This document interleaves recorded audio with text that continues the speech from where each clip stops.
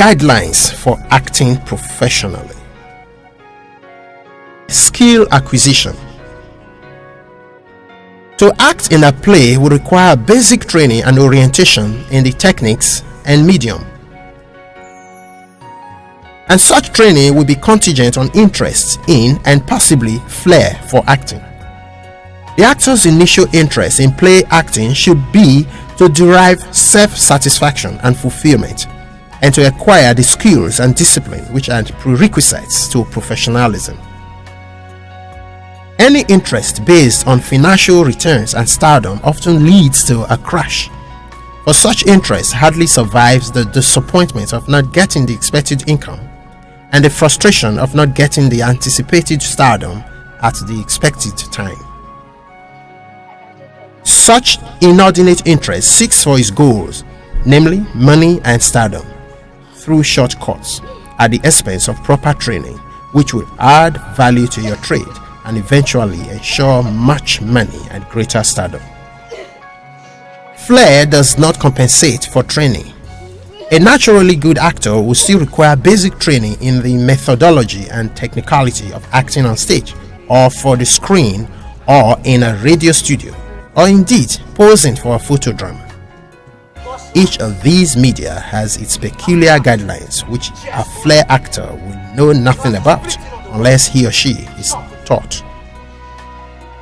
Relating among actors, between actors, crew, and audience. Play acting, whether on stage, for the television or radio, is a teamwork. Even in a one-man play, the solo actor must liaise with the director and of course the playwright to achieve the desired standard of performance. And for a stage performance, the audience becomes an imposed teammate for their participative tendencies, ranging from ovation, jeering, ululations, and other forms of vocal sounds as the case may be. They are often the best judges of your performance. Drama has long been described as a participative art. This is more evident in group acting, where every actor depends on and relates with the fellow actors for a successfully collective realization of the performance. Therefore, it is imperative that an actor socializes with fellow actors. An actor must be tolerant, understanding, considerate of the other actors.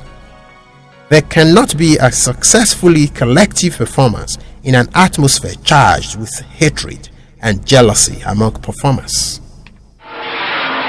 The position and role of a lighting man or a sound man or a production assistant or an extra in a production should not be underestimated, as any mistakes by any of these production personnel can mar a production.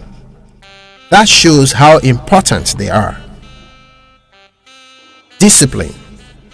Any art that lacks discipline is not an art, but an act. A disciplined amateur is preferable to an indisciplined actor to most producers and directors, especially in the movie industry, as such amateur can easily be taught what to do.